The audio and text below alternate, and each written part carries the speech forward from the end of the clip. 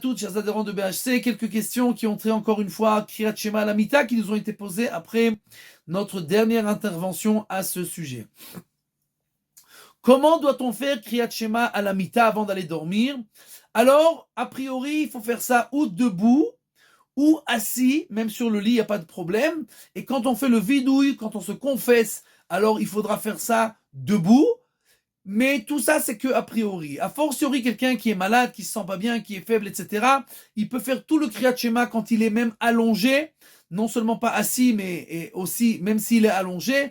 Ouf shorbecha, ouf kumecha, on peut faire ça de toutes les manières que l'on veut. Donc même quand on est allongé, il n'y a pas de problème, on peut faire ça si on n'a pas le choix.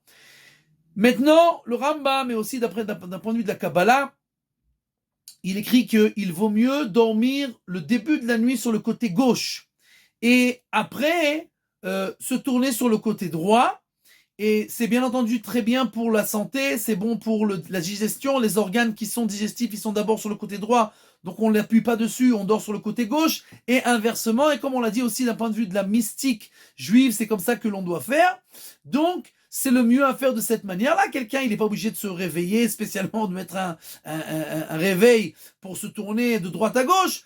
Il ne doit pas non plus perdre son sommeil à cause de ça, mais quelqu'un qui peut faire ça facilement, alors il dormira de cette manière-là. Quoi qu'il en soit, c'est très important de dormir sur le côté. On n'a pas le droit de dormir ni sur le ventre, ni sur le dos. Et ça a trait et pour les hommes et pour les femmes. On doit dormir que sur le côté.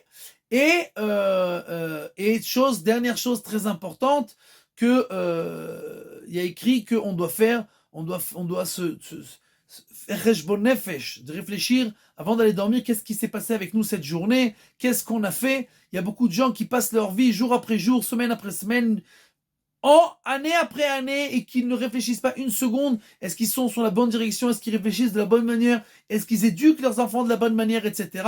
Donc, le Zohar nous dit que quelqu'un qui va être sur le bon chemin, alors chaque jour avant d'aller dormir, il prendra sur lui le temps de réfléchir via data yom vashivota el levavecha, et comme ça il arrive à des conclusions. Qu'est-ce qui doit changer? Qu'est-ce qui n'est pas bien? Et le lendemain, Bezrat Hashem, il prendra le temps de réparer les choses sur lesquelles il est arrivé à la conclusion qu'il est temps de changer. Et comme ça, toute sa vie, il sera en tchouva, il sera en repentir, et il avancera jour après jour dans la bonne direction.